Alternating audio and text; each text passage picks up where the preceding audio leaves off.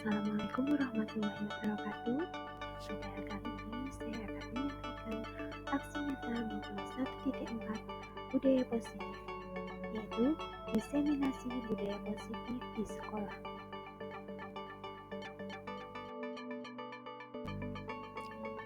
Diseminasi budaya positif yang saya lakukan adalah di SD Negeri 4 Plososari, Kecamatan Patean, Kabupaten Kendal.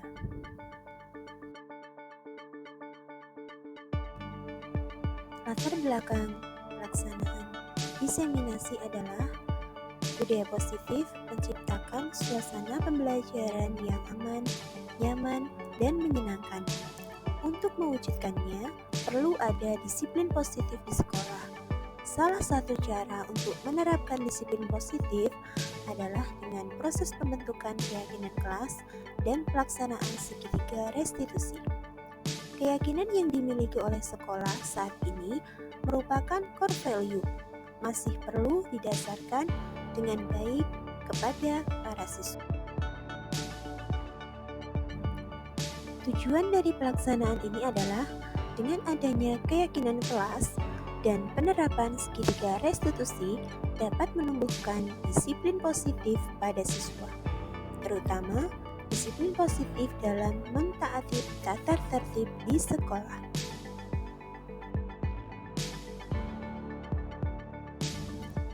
Yang menjadi tolak ukur dalam disiplin positif yang pertama, terdapat poster keyakinan kelas pada masing-masing kelas.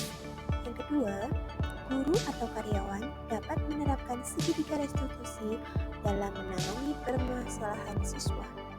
Yang ketiga, permasalahan mengenai pelanggaran tata tertib dapat berkurang.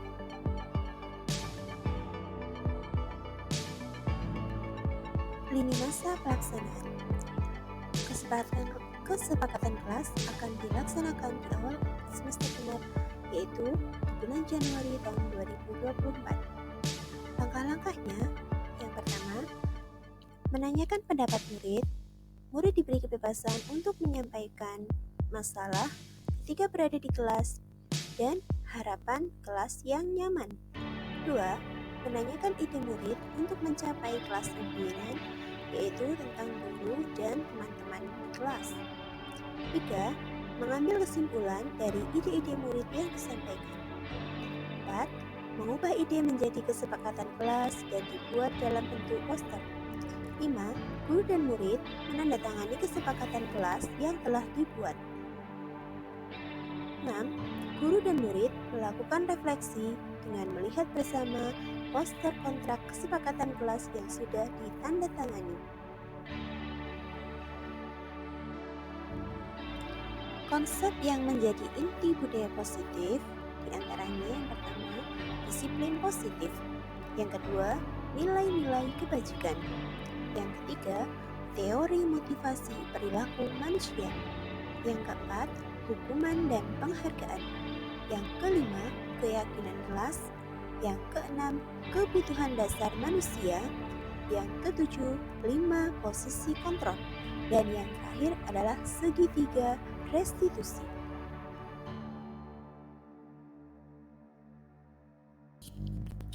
Diseminasi budaya positif.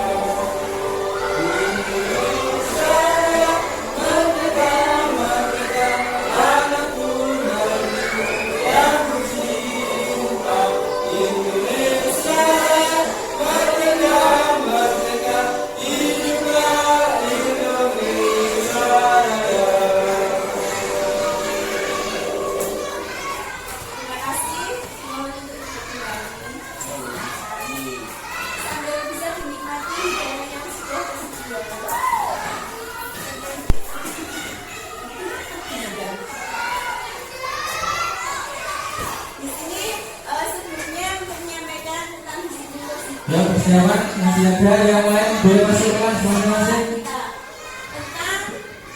Yang lain boleh masuk kelas masing-masing. Ya, yang siapa tetap tinggal di halaman.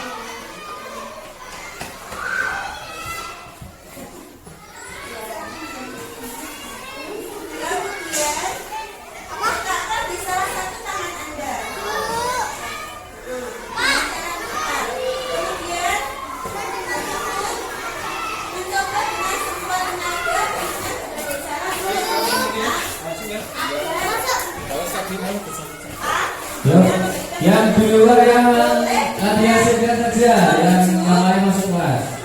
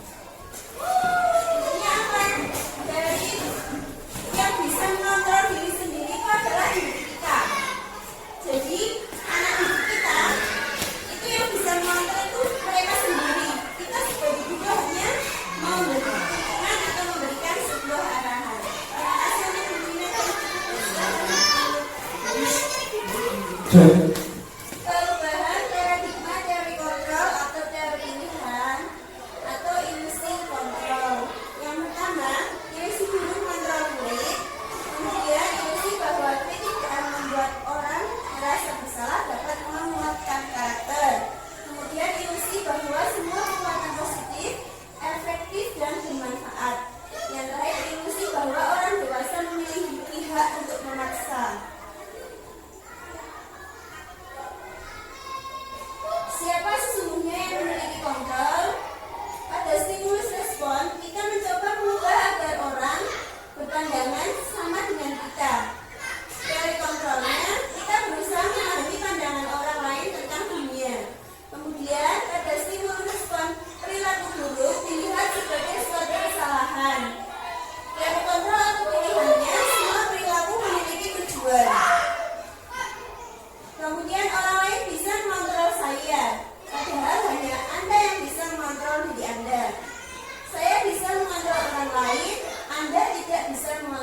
lain. Pemaksaan ada pada saat wujudan gagal, kemudian kolaborasi dan konsensus menciptakan pilihan-pilihan baru. Model berpikir menang atau kalah, teori kontrolnya model berpikir menang-menang. Untuk disiplin positif, teori kontrol atau teori pilihan menurut Dr. William Glasser. Yang pertama, Anda tidak bisa mengontrol orang lain karena hanya Anda yang bisa mengontrol diri Anda. Seperti tadi sudah dipraktekkan oleh Budina dan Bu Puput bahwa yang bisa mengontrol Budina itu adalah Budina sendiri, tidak bisa dikontrol oleh orang lain. Orang lain hanya bisa memberikan stimulus atau pengaruh, mulai dari ancaman, membujuk, merayu, dan sebagainya. Kemudian, semua perilaku itu memiliki tujuan, seperti yang Budina praktekkan bahwa Budina mempertahankan barang berharga yang digenggamnya. Kemudian, model berpikir menang-menang, kolaboratif dan konsensus menciptakan pilihan-pilihan baru. Di sini ada 5 posisi kontrol. Yang pertama, penghukum, kemudian pembuat merasa bersalah, menjadi teman, pemantau, dan manajer. Kemudian ada 5 kebutuhan dasar manusia. Yang pertama, bertahan hidup, kemudian penguasaan, kasih sayang dan rasa diterima, kesenangan dan kebebasan. Makna disiplin, belajar kontrol diri dengan menggali potensi kita agar tercapai tujuan mulia, yaitu sesuatu menjadi seseorang yang kita inginkan berdasarkan nilai-nilai yang kita hargai. Di sini ada teori motivasi, kemudian 5 posisi kontrol dan kebutuhan dasar manusia. Apa makna kata disiplin? Disiplin, kira-kira apa Bu? Yang Ibu tahu kalau Ibu mendengar kata disiplin? Disiplin yang artinya belajar. Belajar. Ya. Disiplin berasal dari bahasa Latin yaitu disiplina, yang artinya belajar. Maka asal dari kata ini berkonotasi dengan disiplin dari diri murid Socrates dan Plato. Disiplin diri membuat orang menggali potensinya menuju sebuah tujuan agar dia dihargai. Namun, dalam budaya kita, makna kata disiplin telah berubah menjadi sesuatu yang dilakukan seseorang pada orang lain untuk mendapatkan kepatuhan. Kecenderungan umum adalah menghubungkan kata disiplin dan ketidaknyamanan, bukan dengan apa yang kita hargai atau pencapaian suatu tujuan mulia.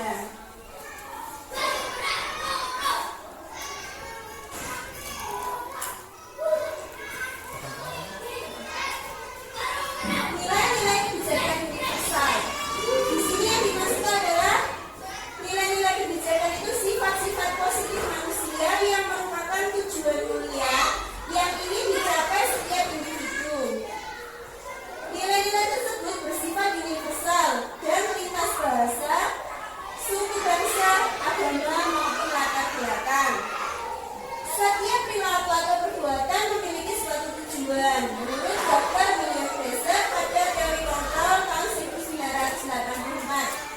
Dengan menaikkan nilai-nilai kebijakan yang diyakini seseorang, maka motivasi intrinsik akan terbangun. Motivasi intrinsik itu motivasi dari dalam diri orang itu sendiri.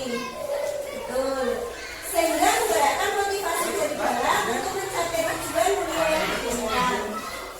Nilai-nilai kebijakan yang ingin dicapai oleh setiap anak Indonesia kita kenal dengan profil pengajar Pancasila, yang terdiri diantaranya beriman bertakwa kepada Tuhan Yang Maha Esa, kemudian Latihan sama Budina.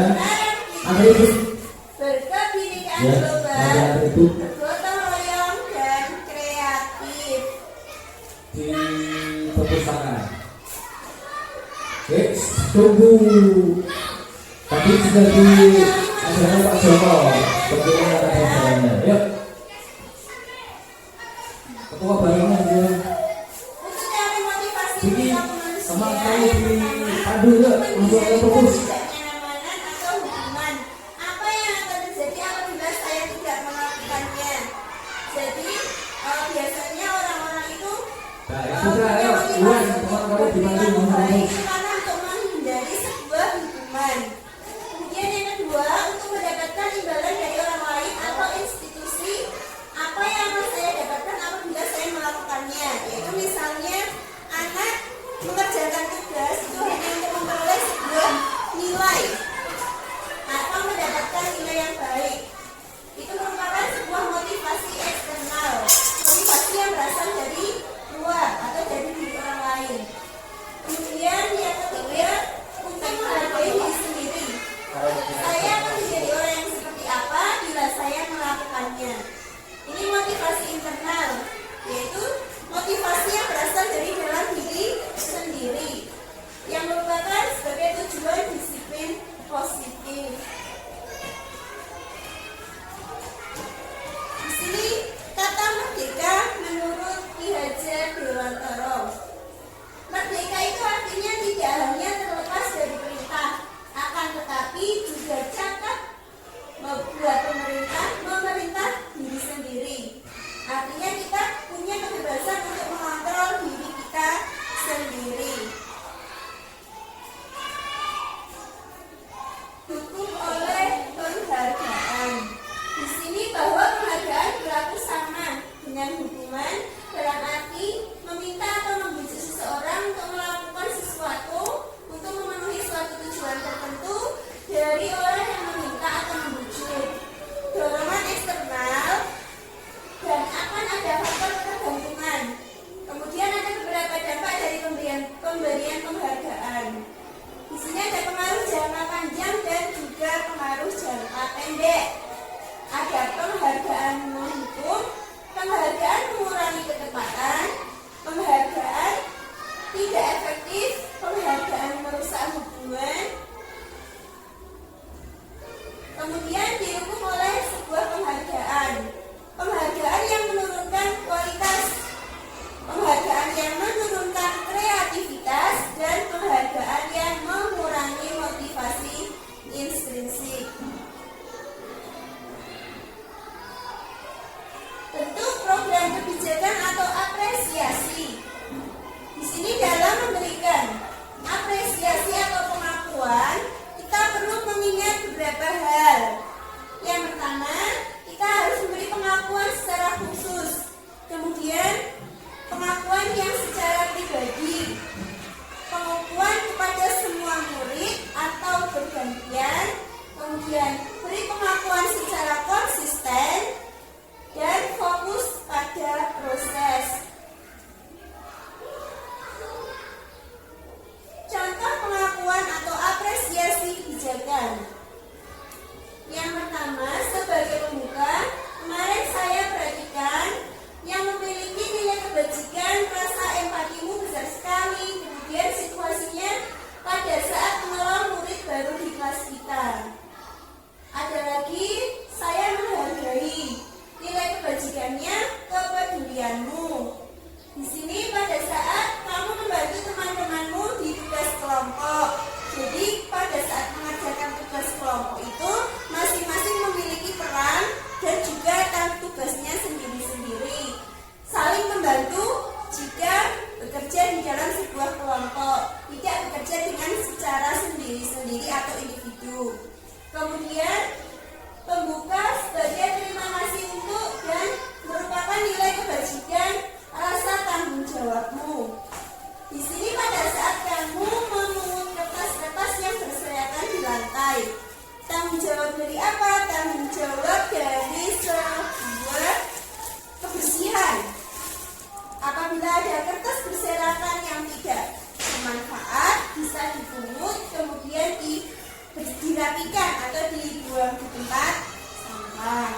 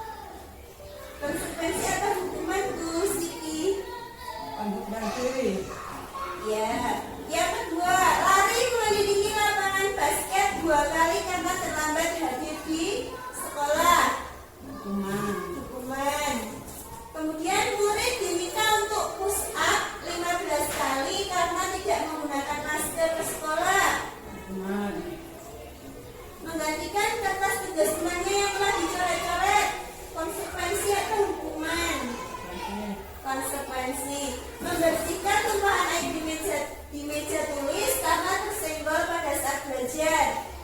Ketika minuman tumpah, kita membersihkan, itu merupakan hukuman atau konsekuensi? Hukuman.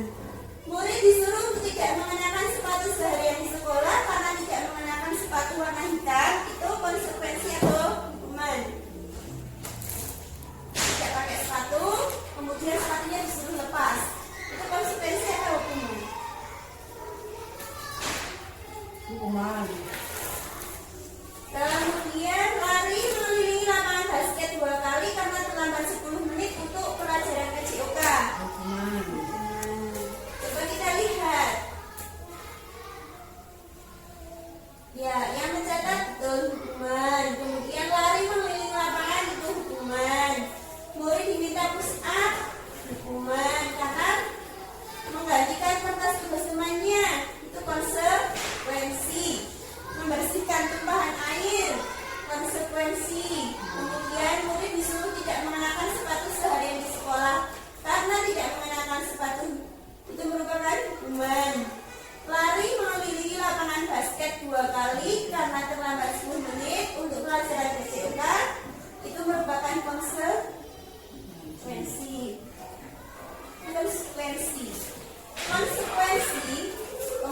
Hukuman merupakan sesuatu yang menyakitkan harus terjadi. Seperti tadi disuruh lari mengelilingi lapangan basket karena terlambat mengikuti pembelajaran PJOK. Kemudian hukuman membuat anak sakit atau fisik maupun hati untuk jangka waktu yang lama. Anak membenci kedisiplinan karena setiap anak tidak disiplin akan diberi hukuman. Kemudian pemaksaan, hukuman merupakan sesuatu yang memaksa. Kemudian di sini hukuman mendorong anak menyakiti diri sendiri. Kemudian konsep diri yang buruk. Jadi sudah punya pandangan yang buruk dulu karena salah mesti dapat hukuman. Anak belajar untuk menyembunyikan kesalahan. Akhirnya anak menjadi kesalahan itu menjadi disembunyikan, tidak diutarakan seperti itu. Kemudian mengakibatkan marah, rasa bersalah, dipermalukan dan merasa tidak dihargai. Untuk konsekuensi merupakan sesuatu yang harus terjadi. Di sini memang membuat anak merasa tidak nyaman dalam jangka waktu yang pendek. Kemudian anak akan lebih menghargai disiplin. Kemudian adanya stimulus dan juga tanggapan, mendorong agar anak mudah menyesuaikan diri.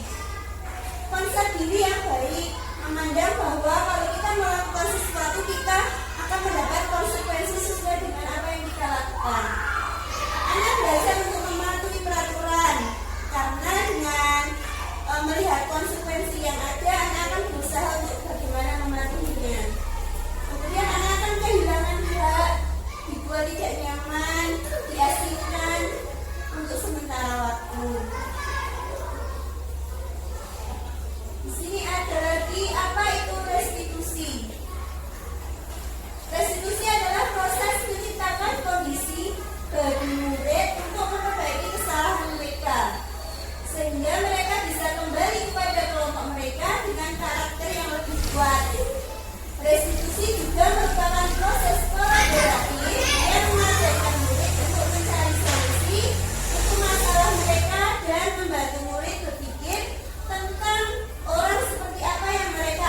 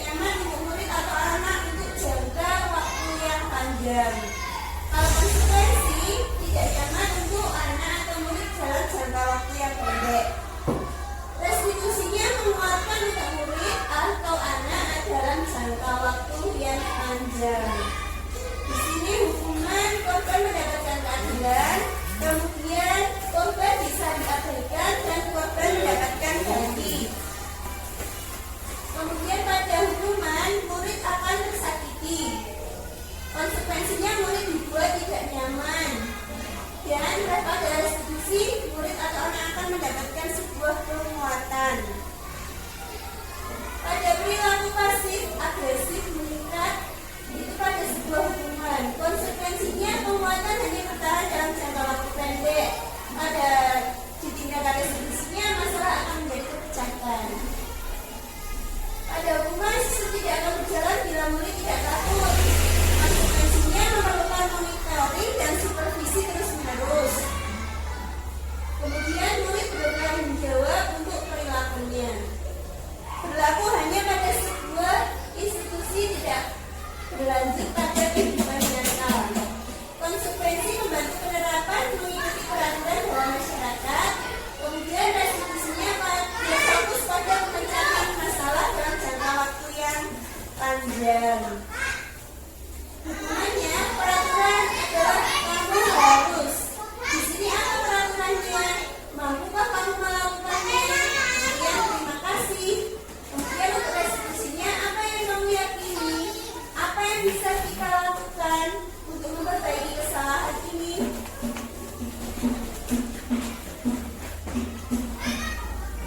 Kemudian murid akan membenci peraturan.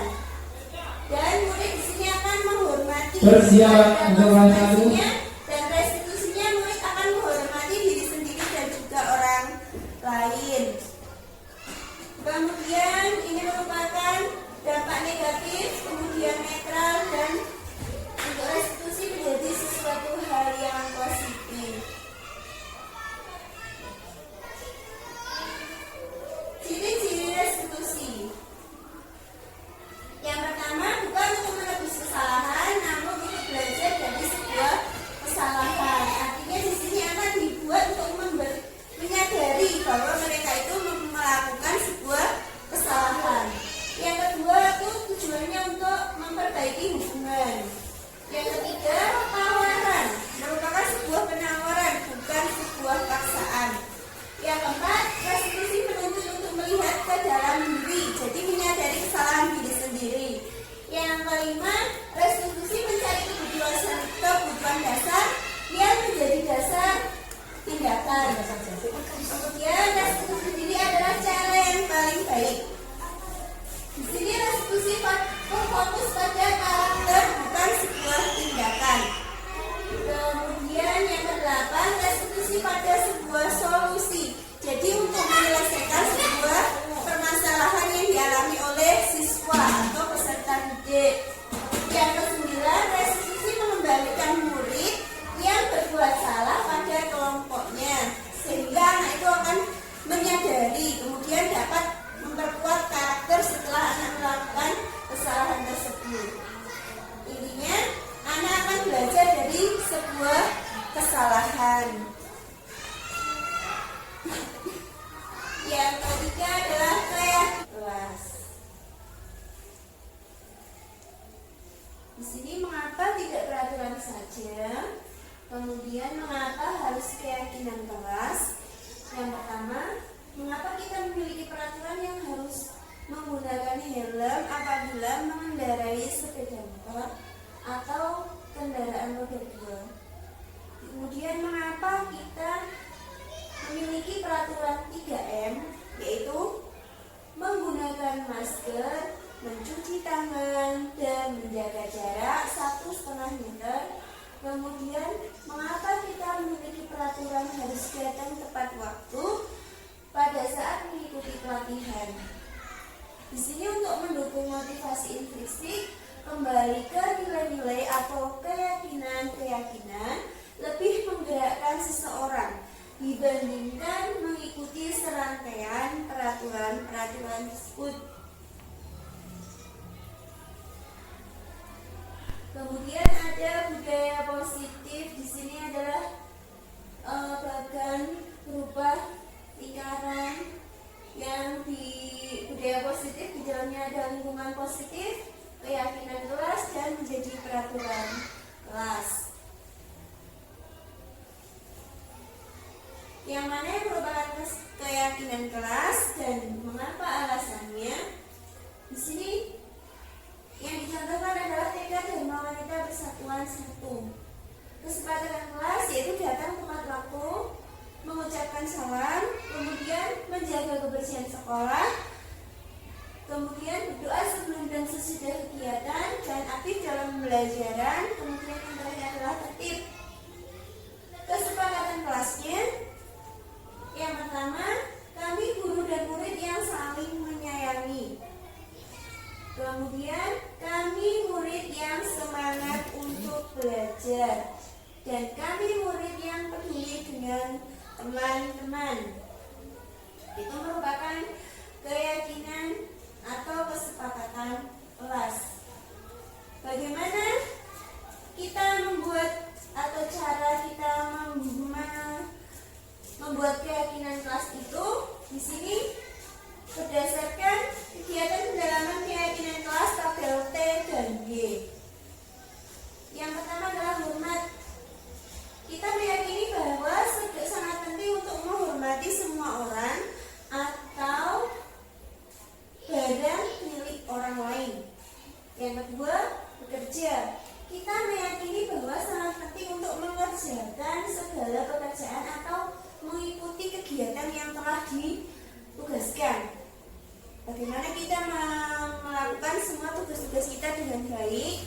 Kemudian bagaimana kita saling menghormati, tidak menyakiti.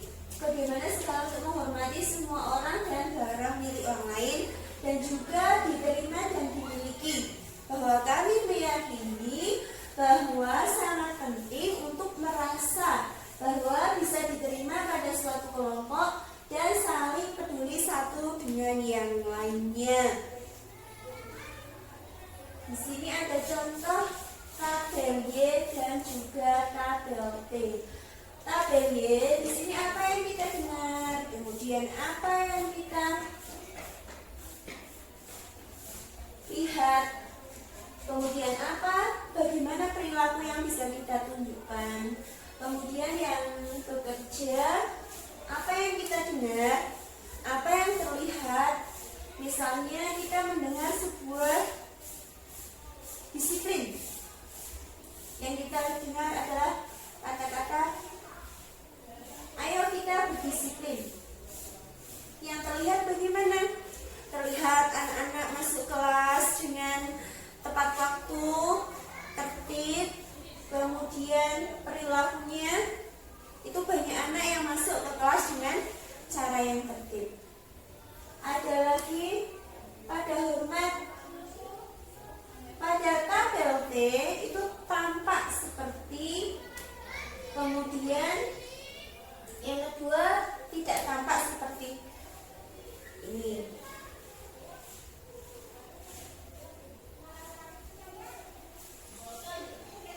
Nah, ini adalah contoh. Misalnya tentang keyakinan hormat. Hormat yang terdengar satu orang berbicara. Yuk, saya bantu. Kita bisa selesaikan ini bersama-sama. Terima. Tolong ya. Permisi. Bolehkah saya pinjami atau nanti seperti akan saya kembalikan? Itu yang kita dengar. Yang kita lihat itu merupakan sikap berempati terhadap peraturan atau terhadap perasaan orang lain.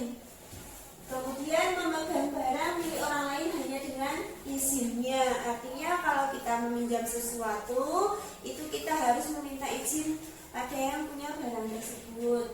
Kemudian mendengarkan dengan seksama. Senantiasa berbuat baik dan berbagi.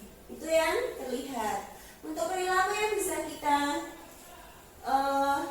perilaku atau tindakannya itu tersenyum ramah, memberikan salam hormat, kemudian berjabat tangan, meletakkan tangan di dada atau salim, kemudian memberikan ruang bekerja atau postur tubuh yang tenang. Itu sesuatu perilaku yang bisa kita lakukan. Pada keyakinan hormat itu akan tampak seperti datang tepat waktu. Yang tidak tampak itu seperti sering hadir terlambat. Kemudian ada lagi yang tampak menyapa teman dan guru setiap hari. Misalnya guru kalau masuk itu biasanya saling berjabat tangan, saling menyapa, dan juga yang tidak tampak adalah tak acuh pada teman atau guru. Kemudian membalikan barang teman yang telah dipinjam dan mengucapkan terima kasih. Misalnya saja sudah selesai meminjam buku, kita kembalikan kepada orang yang punya, kemudian kita ucapkan terima kasih, seperti itu.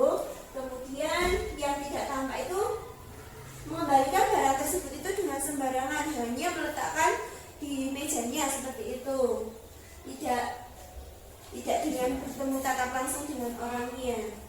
Kemudian pada sebuah keyakinan bekerja itu ada sesuatu yang tampak seperti tekun bekerja dan menyimak guru. Itu apabila ada guru memberikan sebuah pendapat atau gagasannya, itu biasanya guru-guru yang lain itu bisa saling menyimak, menghargai pendapatnya, kemudian bisa menampung dan menjadikan sebuah keputusan. Yang tidak tampak itu tidak mendengarkan atau acuh, memiliki sikap acuh tak acuh.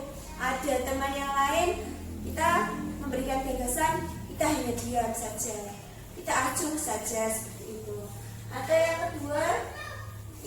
yang kedua itu tampak seperti menyerahkan tugas dengan tepat waktu. Misalnya kita diberikan amanat atau diberikan tugas dari Bapak Kepala Sekolah, kita mengumpulkannya dengan tepat waktu. Yang tidak terlihat itu tugasnya tidak diberikan, hanya disimpan sendiri saja.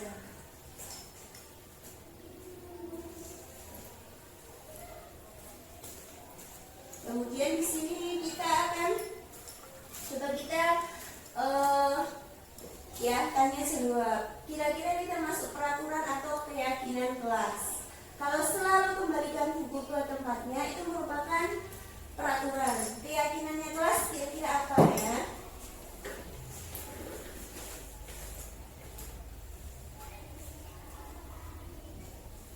Ya, jadi kalau selalu mengembalikan buku tempatnya itu merupakan peraturan. Keyakinannya adalah sebuah tanggung jawab. Kemudian dilarang mengganggu orang lain. Kira-kira keyakinannya apa? Kalau tidak mengganggu orang lain berarti kita harus saling menghormati. Kemudian hadir di sekolah 15 menit sebelum pembelajaran dimulai. Mungkin itu bisa dikategorikan dalam tingkat kedisiplinan. Disiplin ya, keyakinan kelasnya. Kemudian dilarang melakukan kekerasan. Berarti harus bersikap baik. Dilarang menggunakan narkoba. Itu merupakan kesehatan. Kemudian bergantian atau menunggu giliran. Itu masuk kategori keyakinan disiplin. Gunakan masker, itu kesehatan. Jangan berlari di kelas atau koridor, itu berarti bersikap baik. Nah, ini ternyata selalu kembalikan buku ke tempatnya, itu merupakan keyakinan kelas tanggung jawab.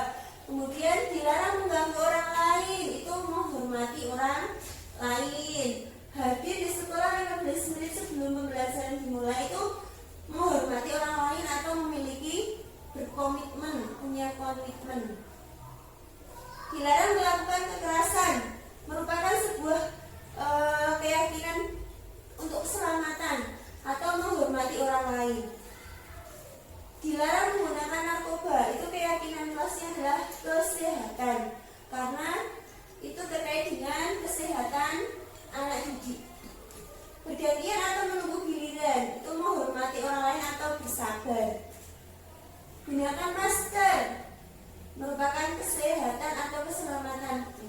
Jangan berlari, itu merupakan keselamatan.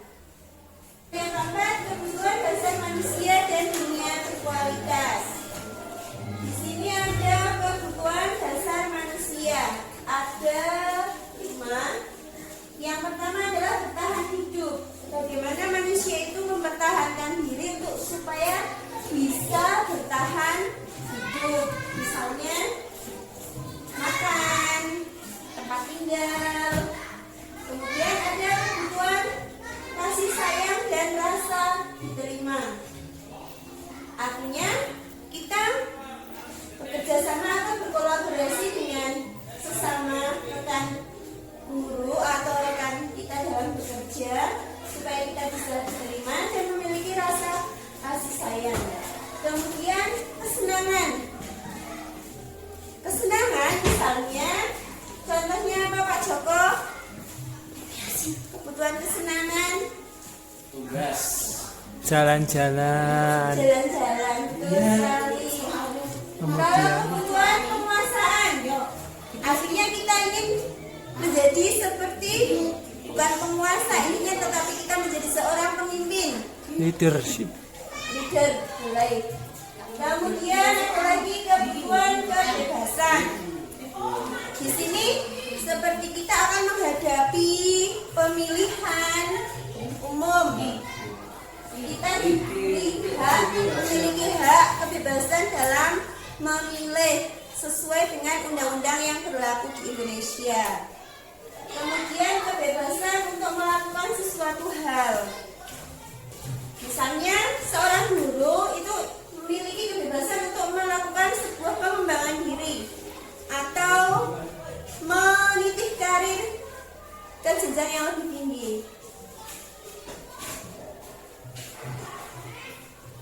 Yang kelima adalah posisi kontrol.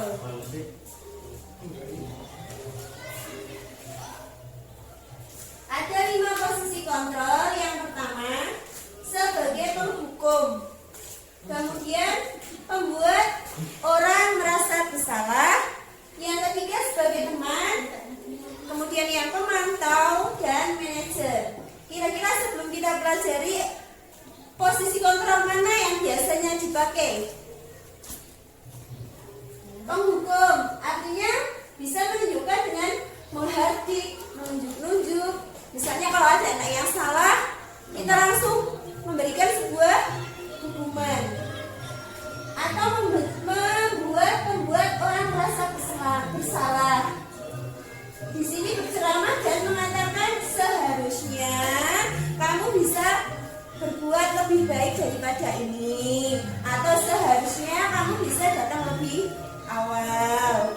Kemudian ibu kecewa, misalnya ibu kecewa kamu kok ini ya berbuat seperti ini dengan temanmu, seharusnya kan kamu bisa berbuat lebih baik lagi. Kalau untuk menandakan sebagai seorang teman, yaitu membuatkan alasan supaya bisa diterima untuk muridnya. Kalau sebagai pemantau, kita menghitung dan mengukur. Kemudian manajer mengajukan pertanyaan-pertanyaan yang sesuai dengan perbuatan yang dilakukan. Guru berkata, pada sebagai seorang penghukum, kalau kamu tidak melakukannya, awas ya, atau rasakan. Itu seperti membuat sebuah ancaman. Kemudian untuk membuat orang merasa bersalah, kamu seharusnya sudah tahu ibu lelah sekali, mengatakan ibu stres seperti itu. Dengan perilaku kamu, bagaimana kamu tidak kasihan dengan ibu seperti itu. Kalau untuk teman, ayolah lakukan semua itu demi ibu, demi kebahagiaan kita, supaya hubungan kita bertambah baik. Masa kamu tidak mau? Atau ingat tidak, ibu pernah bantu. Sebagai seorang pemantau, apa perlakuannya? Berarti seorang pemantau itu menanyakan bagaimana aturan yang kita yakini, yang kita taati. Kalau untuk manajer, itu mengingatkan sebuah keyakinan. Misalnya di kelas, jadi seorang manajer itu mengingatkan keyakinan kelas. Di sini apa yang kita yakini, apa yang seharusnya kita lakukan, apa yang kita buat kesepakatan terlebih dahulu itu. Apakah kamu masih ingat seperti itu? Apa yang bisa kamu kerjakan untuk memperbaiki masalah ini? Sesuaikan dengan keyakinan yang sudah disepakati bersama. Kemudian ini merupakan yang terakhir, yaitu adalah segitiga restitusi. Segitiga restitusi di sini memiliki 3 bidang sisi. Yang pertama adalah validasi kebutuhan, kemudian menstabilkan identitas dan menanyakan keyakinan. Yang pertama menstabilkan identitas, yang kedua validasi kebutuhan, yaitu tentang kebutuhan siswa apa saja yang dibutuhkan, kemudian tentang menanyakan sebuah keyakinan yang sudah disepakati di kelas. Di sini pada validasi kebutuhan itu guru bisa mengatakan bahwa kamu tentunya punya alasan mengapa melakukan hal demikian atau melakukan kesalahan tersebut. Kemudian adakah cara yang lebih efektif untuk mendapatkan apa yang kamu butuhkan. Kemudian dalam menstabilkan identitas, setiap orang pasti pernah melakukan sebuah kesalahan karena merupakan kesalahan itu adalah sifatnya manusiawi. Dan kamu bukan satu-satunya yang pernah melakukan ini. Artinya tidak hanya 1 atau 2 anak yang pernah melakukan kesalahan. Kemudian pada menanyakan keyakinan, guru menanyakan nilai-nilai apa saja yang telah disepakati di kelas. Kemudian kamu ingin menjadi orang yang seperti apa? Orang yang kita harapkan sesuai dengan keinginan kita. Ini bagian dari menstabilkan identitas. Di sini tujuannya adalah untuk membuat anak yang merasa gagal karena berbuat salah menjadi positif terhadap dirinya sendiri. Artinya tidak akan mengulangi lagi perbuatan yang salah tersebut dan berani mengakui sebuah kesalahan. Pada validasi kebutuhan, di sini dapat membantu murid untuk mengenali kebutuhan dasar yang ingin dipenuhinya. Contohnya tadi adalah kebutuhan dalam disiplin, berangkat tepat waktu. Pada dasarnya, setiap tindakan manusia memiliki tujuan atau memenuhi basic need atau apakah itu power, freedom, love, atau belonging, fun, atau survival. Di sini guru bisa berkata, kamu bisa saja melakukan hal yang lebih buruk, tetapi kamu tidak melakukannya kan? Atau kamu pasti punya alasan mengapa melakukannya? Apa yang penting bagi kamu? Terus kamu boleh tetap berusaha menjaga sikap itu, tapi tambahkan sikap yang lain yang baru. Maukah kamu belajar dengan cara lain untuk mendapat sesuatu yang kamu butuhkan tanpa harus memukul misalnya? Apakah kamu bisa melakukannya lagi untuk dengan lebih baik pada kesempatan yang lain?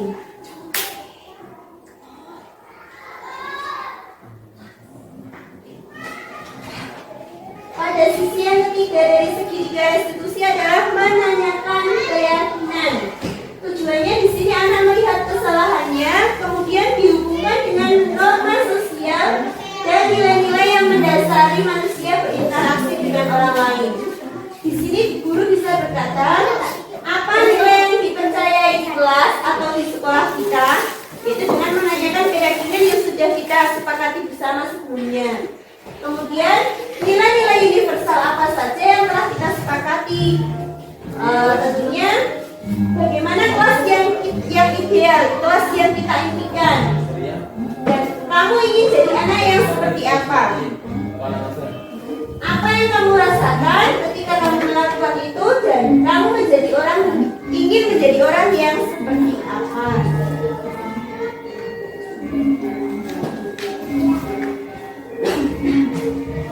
Saya akan mempraktekkan untuk segitiga restitusi.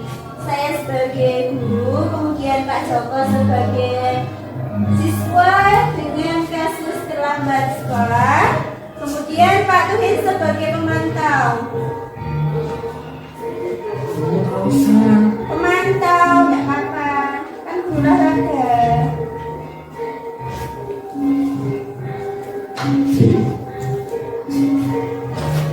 Kenapa kamu marah? Pak, Mbak. Tenang. Ya. Sekarang kita praktekkan ya.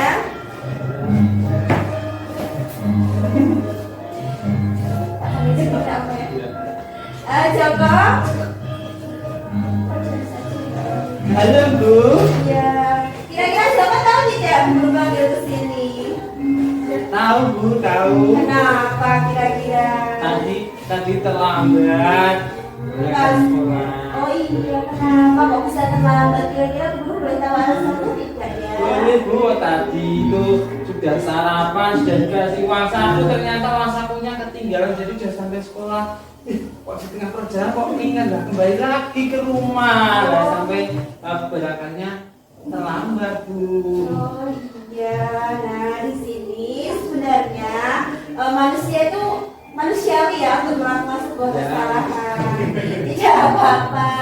Di sini tidak ada manusia yang sempurna. Guru senang sekali kamu sudah bisa jujur dengan jawabannya. Kamu terlambat. Saya ingin Ya. jujur, Bu. Nggak punya apa enggak jujur. Iya. Guru tidak ingin mencari tahu siapa yang salah, tetapi di sini hanya ingin bagaimana kita menyelesaikan permasalahan ini. Ini bagian dari menstabilkan identitas. Kemudian, nah, kamu bisa saja melakukan untuk tidak terlambat, atau melakukan hal yang lebih buruk lagi. Tapi kamu tidak melakukannya, dan kamu pasti punya alasan untuk melakukan hal tersebut. Kamu boleh tetap berusaha menjaga sikap itu dengan terlambat, tetapi kamu justru berani mengakui kesalahannya. Maukah kamu belajar dengan cara lain untuk mendapatkan kaya yang kamu butuhkan, kira-kira tanpa harus sepak bola? Ya, kamu sendiri berarti. Nah, kira-kira kamu masih ingat tidak keyakinan kelas yang kita sepakati dulu bersama? Masih ingat, Bu? Kira-kira apa? Yang pertama tidak boleh datang terlambat. Kemudian ketika masuk sekolah harus memakai seragam lengkap. Nah, kemudian selalu menjaga kebersihan kelas. Iya. Nah, dari keyakinan yang sudah bisa kita sepakati, kira-kira keyakinan mana yang sudah kamu langgarkan? Itu, Bu, poin 1. Datang terlambat. Nah, tapi kan tetap karena ada alasan dulu terlambatnya itu juga emergency. Kalau tidak bawa uang saku nanti di kelas lapar, tidak bisa jajan, akhirnya apa, Bu? Terbersit pikiran untuk mencuri uangnya teman. Bagaimana? Ya kan? Bagus sekali. Ternyata alasannya bisa kita terima. Terima kasih sudah bisa mengakui kesalahannya. Silakan kembali ke tempat duduk. Iya. Kita akan melakukan intervensi selama 30 detik. Ini intervensi ini bisa membantu murid kembali kepada tujuan semula dengan cukup singkat dan dengan cara non konfrontatif. Biasanya dengan pengajuan pertanyaan-pertanyaan yang biasanya dikemukakan oleh seorang pemantau atau manajer. Di sini yang pertama, apa kamu ingin berbuat lebih baik? Ini nanti akan dijawab oleh murid dengan jawaban yang jujur. Kemudian, apakah saat ini kamu sedang menjadi orang yang sedang kamu inginkan? Yang ketiga, apakah kamu bisa mengubah kegiatan atau perilaku kamu saat ini menjadi sikap yang lebih membantu? Dan apakah wajar membuat kesalahan? Bisakah kita memperbaikinya? Kemudian, apa yang kamu lakukan saat ini sudah sesuai? Atau kapan kamu siap untuk memulai? Peraturannya apa? Dan sepertinya kamu punya masalah. Saya bisa bantu apa? Kemudian pemantau atau manajer juga bisa berkata, saat ini kamu seharusnya berbuat apa? Apa yang bisa saya bantu agar kamu melakukannya? Apakah saya bisa bantu kamu agar dapat segera mulai? Apakah tugas kamu saat ini? Bagaimana kamu ingin diperlakukan pada kegiatan ini? Bisakah kamu melakukannya? Apa yang kamu inginkan? Peraturannya apa? Itu yang bisa pertanyaan-pertanyaan yang diajukan oleh seorang pemantau atau manajer. Pada kegiatan refleksi, kira-kira hal baru apa yang mengubah paradigma saya atau yang saya dapatkan pada sesi ini? Kira-kira Bapak Ibu?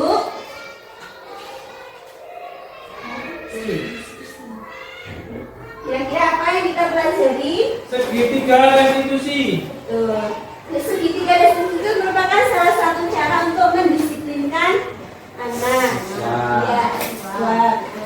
Bagaimana perasaan yang muncul selama kegiatan mengikuti sesi ini, Bapak Ibu? Senang. Terima kasih. Nambah pengetahuan baru. Iya.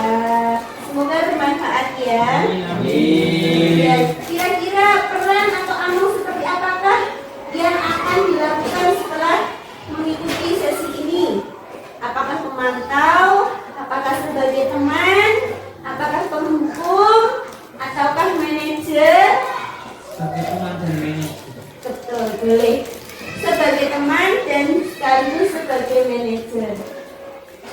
Nah, demikian untuk diseminasi di sekolah SD Negeri 4 Pelosok ini. Kurang lebihnya mohon maaf. Apabila ada tutur kata yang kurang berkenan, saya mohon maaf yang sebesar-besarnya. Saya akhiri. Wassalamualaikum warahmatullahi wabarakatuh.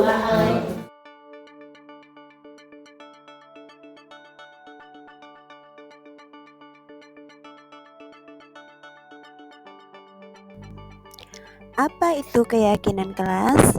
Keyakinan kelas merupakan metode untuk menimbulkan disiplin positif yang didasari oleh motivasi dari dalam diri. Implementasi keyakinan kelas dilatar belakangi adanya beberapa murid yang masih diingatkan untuk melakukan tindakan kebaikan atau kedisiplinan. Tujuan pembuatan keyakinan kelas. Yang pertama, dapat menumbuhkan keterlibatan murid dalam membentuk keyakinan kelas untuk mencapai kelas impian bersama guna pembelajaran yang efektif. Yang kedua, mewujudkan merdeka belajar berpihak pada murid. Yang ketiga, menciptakan komunikasi segala arah antara guru dan murid-murid. Yang keempat, membiasakan budaya dan disiplin positif. Untuk kriteria pembuatan keyakinan kelas, di sini adapun hal-hal yang harus diperhatikan dalam pembentukan keyakinan kelas adalah sebagai berikut. Yang pertama, keyakinan kelas bersifat lebih abstrak daripada peraturan yang lebih rinci dan konkret. Kedua, keyakinan kelas berupa pernyataan-pernyataan universal. Yang ketiga, pernyataan keyakinan kelas senantiasa dibuat dalam bentuk kalimat positif. Yang keempat, keyakinan kelas hendaknya tidak terlalu banyak, sehingga mudah diingat dan dipahami oleh semua warga kelas. Yang kelima, keyakinan kelas sebaiknya sesuatu yang dapat diterapkan di lingkungan tersebut. Yang keenam, semua warga kelas hendaknya ikut berkontribusi dalam pembuatan keyakinan kelas lewat kegiatan curah pendapat. Yang terakhir, bersedia meninjau kembali keyakinan kelas dari waktu ke waktu. membuat keyakinan kelas di kelas 2 SD Negeri 4 Plososari. Pada tahap awal, guru menjelaskan kepada murid apa itu keyakinan kelas. Selanjutnya, guru bersama siswa atau murid berdiskusi mengenai keyakinan kesepakatan kelas. Tahap selanjutnya adalah diskusi kelompok. Di sini, kelas 2 dibagi menjadi 4 kelompok. Terdiri dari anak laki-laki dan perempuan.